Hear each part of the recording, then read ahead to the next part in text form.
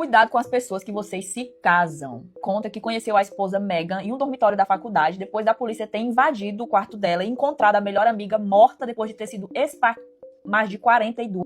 O mais bizarro é que o caso foi arquivado porque ninguém descobriu quem de fato matou a colega de quarto dela, e também é bizarro lembrar que o assassino levou os olhos, o nariz e as orelhas da vítima. Aí, enquanto o quarto dela ficou interditado, ele se ofereceu o quarto dele para que ela dormisse lá, e nisso eles viraram muito amigos, namoraram e se casaram. Ela virou professora, ele se formou, virou empresário, dono de uma pequena empresa, compraram uma casa em um bairro tranquilo e viveram felizes por 10 anos. Certo dia ele chegou do trabalho mais cedo, falando que ia limpar o sótão porque estava ouvindo uns barulhos estranhos vindos de lá, e como eles nunca tinham limpado em 10 anos de casamento, ele tava com medo de estar criando rato. Só que assim que ele falou isso, ela ficou com os olhos desse tamanho, olhando pra ele. Só que ela não parecia assustada, como quem tá escondendo alguma coisa. Ela parecia apreensiva. Então começou a dizer, não, pode deixar que eu limpo, você não precisa se preocupar. E ele, não, pode deixar que eu limpo, eu sou o homem da casa. Daí ela disse, me prometa que você nunca vai subir naquele sótão pra limpar. E ele prometeu, disse, tá bom, não vou subir lá não, pode ficar tranquila. E nisso passou. Porque assim, como ela ficou insistindo pra que ele não limpasse, obviamente ele ficou com uma pulga atrás da orelha, né? O que é que tem lá no sótão que ela não quer que eu veja? Então assim que ela foi trabalhar no dia seguinte, ele faltou o trabalho pra ir limpar o bendito sótão. Assim que ele subiu no sótão, não tinha nada de anormal além do fato de estar todo sujo, úmido, tinha um mau cheiro enorme. Quando ele tava subindo as escadas, ele já ouviu o barulho que ele tava ouvindo todas as noites, que era como se alguém estivesse andando lá por cima e a madeira fazendo muito barulho. Por isso que ele achava que pareciam ser ratos. Uma coisa que ele achou estranho também foi o fato do sótão estar completamente desorganizado, que era estranho porque a esposa dele era uma maníaca por limpeza. Porém, quando ele viu que tinha umas caixas assim perto da janela, ele sentou e começou a abrir uma por uma. A primeira, ele não achou nada estranho não, porque só tinha umas roupas velhas da esposa. Agora, a segunda caixa estava repleta de fotos antigas, tinha até foto preto e branca da esposa dele, e ele começou a ver porque ele nunca tinha visto aquelas fotos. De acordo com que ele ia vendo as fotos mais antigas, ele chegava na Megan, que era a Megan, ele deduziu porque